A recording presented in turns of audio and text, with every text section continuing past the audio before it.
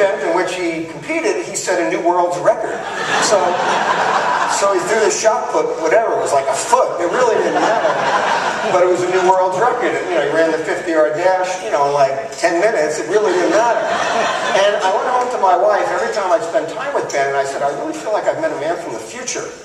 Because I think we think that what's new is what our kids will do next. And my kids are 21 and 24, and they're very cool, and they're doing all sorts of interesting things. But the real new frontier is the 80-year-old who writes her first book of poems, the 90-year-old who starts a charitable organization, the 100-year-old who falls in love. The stories of the new maturity, of the new frontier of aging, are the ones that have never been told, because medical anthropologists tell us that throughout 99% of human history, the average life expectancy worldwide was under 18. This has never happened before. The irony, and why we're here tonight, is that our healthcare system, the genius of the last century, is what has given us older adults. And it's a little bit like a sausage machine. Every time you read about some new breakthrough, some new capacity to diagnose diabetes, or some treatment for cancer, or some new medication for heart disease, what comes out the other side of the sausage machine is more old people. Just the way it works. So I always get asked to speak in medical meetings, and they talk about dealing with the problem of aging. And I say, this is crazy. We spent 10,000 years trying to make old people, and now we're doing a pretty good job. We're calling it a problem. It is perhaps history's greatest triumph. However, are we equipped in our healthcare system to deal with the chronic degenerative problems of an aging society? And paradoxically, we're not.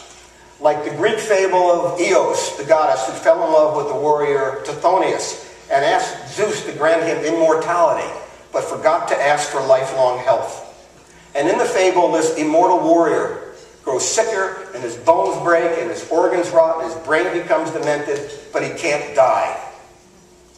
Have we set up Tithonius' revenge? Can we stop and think about what is the appropriate health path for an aging, long-lived world? It is time for new ideas and new solutions. There are several that I'll mention before we turn into the evening. One of them is, we must steer science in the right direction. How odd that for every dollar we spend on treating disease, we spend less than a penny trying to beat it in the first place. Think about Alzheimer's and related dementias, where the incidence now is 1 in 2 over the age of 85. And this disease will not be beaten in the gym, it will not be beaten doing crossword puzzles, and it will not be beaten in the doctor's office. It will be beaten in the lab.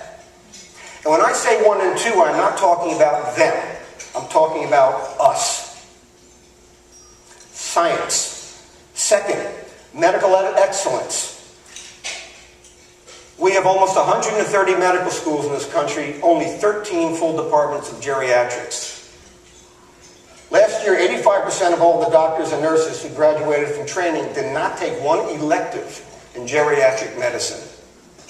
Now, I'm not saying that we need 30,000 geriatricians, but there are so many mistakes being made, so many misdiagnoses, so many inappropriate applications of medications. My mom and dad, between them, have 11 different doctors who don't talk to each other. How do we create geriatric competency excellence to create healthier people and spend far less money in doing so? I would say to you, it's almost criminal that we have not created geriatric standards by which people must practice in a longer-lived society. Third, creating an integrated continuum of care. Because as we age, we modulate up and down with our conditions. Making sure the home, the community, the senior center, the fitness center, the restaurants are all connected to how we think about health. And last, how do we champion and motivate a healthier society? With the levels of obesity, the absence of exercise, it's crazy to me that we have a country in which so few people take very good care of themselves and then get angry at the government and insurance companies when they need to be looked after. How do we create responsible behavior for healthy aging? So why are we here tonight? To acknowledge the exemplary leadership and work of a number of very special individuals, and also to affirm and continue to support an organization, at least for me, has been the beacon, the lighthouse For the last quarter of a century, every time I've wanted to understand something better, to get the facts right, to make connections, I turn to the people at the Alliance for Aging Research. So I'm honored to be here with you this evening and to set the stage for what I'm sure is going to be a terrific night together. And if you'll join me in applauding the great work of this organization.